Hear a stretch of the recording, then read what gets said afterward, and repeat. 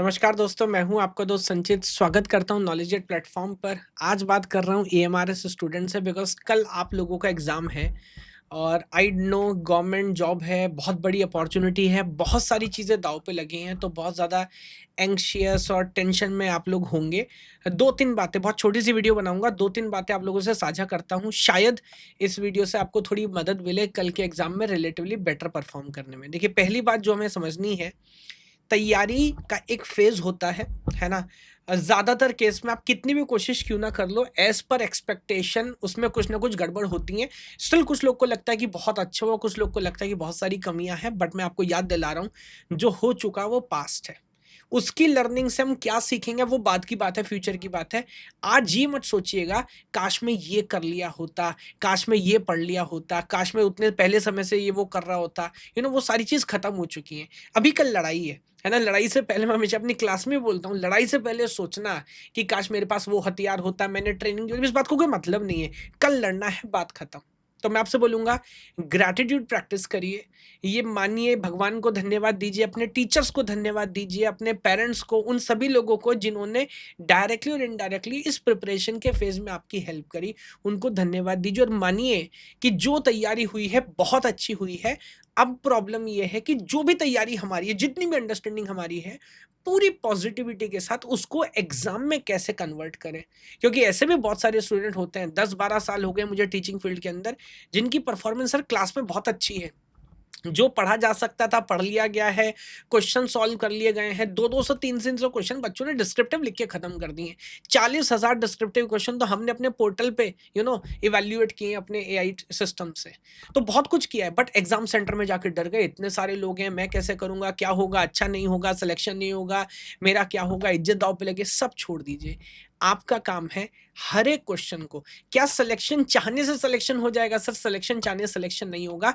उस क्वेश्चन को अच्छे से आंसर करने में सिलेक्शन होगा, तो टेक्निकलिटी पे ध्यान देना है अपने को, है ना? जो भी ऑब्जेक्टिव क्वेश्चन है, मैं 30 मिनट यू रूल याद दिला रहा हूँ सभी लोगों को।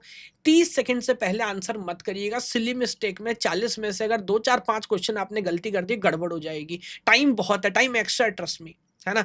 तो हर एक क्वेश्चन को ध्यान से पढ़ना है, आपको आता भी हो, हमने बहुत सारे क्वेश्चन पढ़ लिए, हज़ारों पीवाईक्यू क्वेश्चन, हज़ारों प्रैक्टिस क्वेश्चन सॉल्व किए हैं। तो हर एक क्वेश्चन को ध्यान से पढ़ना है, समझना है, उसके बाद आंसर करना है। दोबारा उस पे लौट के नहीं आना, एक बार फिर से वेरीफाई कर लीजिए अपना नाम लेके, मैं संचित, संचित भाई ठीक पढ़ रहा है ना? यही लिखा हुआ है ना? हाँ, ये क्वेश्चन 4 ऑप्शन है, नहीं पक्का ये आंसर है, टिक कहानी खत्म, पैसा हजम, अगला क्वेश्चन। 40 क्वेश्चन सॉल्व करने में 40 से 45 मिनट से ज़्यादा नहीं लगेंगी। रही बात डिस्क्रिप्टिव की, 8 मिनट से 10 मिनट तक का समय लिया जा सकता है, 15 क्वेश्चन हमारे पास हैं, है ना? किसी में 8 लगेगा, किसी में 10 लगेगा। कोई क्वेश्चन बहुत अच्छा आता होगा, कोई क्वेश्चन इतना अच्छा नहीं आता होगा। बिल्कुल घबराना नहीं है, जो थोड़ा अच्छा आता है, वेल प्रिपेयर्ड है, उसमें 10 मिनट ले लीजिए। जो उतना अच्छा नहीं आता, लिख के सारे क्वेश्चन आने छोड़ के मत आइएगा। ऐसा मत सोचिए कि 3 क्वेश्चन लिखेंगे ही नहीं, उसमें कुछ ना कुछ तो आएगा सर, है ना? डिस्क्रिप्टिव क्वेश्चन में क्वेश्चन आधा पढ़ा, पूछा कुछ है, लिख कुछ दिया। कॉपी भरने की आदत है बचपन से हमें ना, कॉपी भरने पे सर नंबर नहीं मिलेंगे, याद रखिएगा। आंसर लिखने पे नंबर मिलेंगे, तो क्वेश्चन को ध्यान से पढ़ना है। 1 मिनट लगाइए क्वेश्चन पढ़ के ये प्लानिंग करने में कि हम आंसर कैसे लिखेंगे। हेडिंग्स बना के, बुलेट पॉइंट बना के, अपने थॉट प्रोसेस से नहीं, ये लिखिए टीचर के थॉट प्रोसेस से, जब वो कॉपी पढ़ेगा, उसका काम आसान बनाइए। जैसे मैं बोलता हूँ, सरसरी निगाह देख के उसको समझ आ रहा है क्या? ये पॉइंट लिखा, डायग्राम बनाए, डिफरेंस है तो टेबल बनाया, बुलेट पॉइंट, हेडिंग, हाँ, ठीक है। लो 4 में से 4, 4 में से 3.5 ऐसा नंबर मिलेगा। ठीक बात है। बहुत घुचड़-मुचड़ कर देंगे, गड़बड़ करेंगे, नहीं होगा। आपकी हैंडराइटिंग अच्छी है, खराब है, टेंशन मत मान के जाइएगा। पहले से मत सोचिए कि क्या होगा, है ना? अगर आप जो नॉलेज रखते हैं वो अच्छे से रिप्रेजेंट करके आएँगे तो नंबर मिलेंगे आपको। तो आपका काम है अपना बेस्ट परफ़ॉर्म करना। सिलेक्शन होना ना होना, ट्रस्ट मानिए किसी के हाथ में नहीं है। बात ये नहीं है कि कट ऑफ पा रहा हूँ, मैं हमेशा बोलता हूँ कट ऑफ 70 पे लगे, आपके 70 ना आए, 68 आए, 67 आए, 65 आए, ये 25 नंबर आए, पॉइंट ये है। तो अब आपका बस इतनी ज़िम्मेदारी बची, जो तैयारी होनी थी हो गई सर, उसको बेस्ट तरह से परफ़ॉर्म करके कल आना है। ठीक बात है। ऊपर वाले का धन्यवाद दीजिएगा, पेपर से पहले भी और पेपर के बाद भी, और बिल्कुल चिल माइंड होके, जब खुश होके, शांत दिमाग से सोच के करेंगे, तब समझेंगे यार इसका आंसर ऐसे लिखता हूँ, इसका आंसर ऐसे लिखता हूँ, इसको ऐसे अंडरलाइन करता हूँ।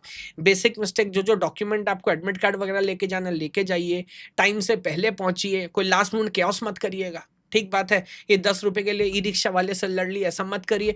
एग्ज़ाम से पहले बहुत ज़्यादा मत ठूस लीजिएगा। ये 2 आलू के पराठे लस्सी मार के चलेगा, वहाँ एनेस्थीसिया में पड़े हुए हैं। तो चाहे आपका मॉर्निंग शिफ्ट है, इवनिंग शिफ्ट है, आज समय से सो जाइएगा, रात को जाग के उल्लू मत बनिएगा। जो तैयारी 6 महीने 1 साल में जितनी होनी थी हो गई सर। अभी आज रात को पढ़ के बैरिस्टर नहीं बन जाओगे आप, क्योंकि सेमेस्टर एग्ज़ाम नहीं है ये, आप समझिए। आज रात को क्या पढ़ लेंगे? तसल्ली की नींद सोइए, अच्छा नाश्ता करके प्रभु का नाम लेके जिसको आप मानते जाइए, पेपर अच्छा करके आएँगे। मेरा प्यार आशीर्वाद देने लायक भी मुझे पता नहीं मेरी उम्र है कि नहीं, बट मेरी ब्लेसिंग्स आप लोगों के साथ है। इस पूरे कोर्स के दौरान यूट्यूब के माध्यम से आपने बहुत सारी चीज़ें सीखी होंगी, करी होंगी। अगर उसमें मेरा थोड़ा भी योगदान रहा है, तो उसके लिए मैं बहुत कृतज्ञ हूँ और मैं इसी तरह और अच्छी से अच्छी कोशिश करता रहूँगा। आप मन लगा के, खुश होके पेपर दे के आइए। मैं और ये सब कोई किसी को जज नहीं कर रहा, कोई किसी को जज नहीं कर रहा। आप अपना बेस्ट लिख के आइए। ऐसे अभी बहुत सारे पेपर और भी होंगे। कोई पेपर अंत नहीं है, कोई पेपर शुरुआत नहीं है। जीवन कंटीन्यूअस लड़ाई है, हमें लड़ते जाना है। ठीक है? Wish you all the very best. अच्छा करके आइए। भगवान आप सबको खुश रखे।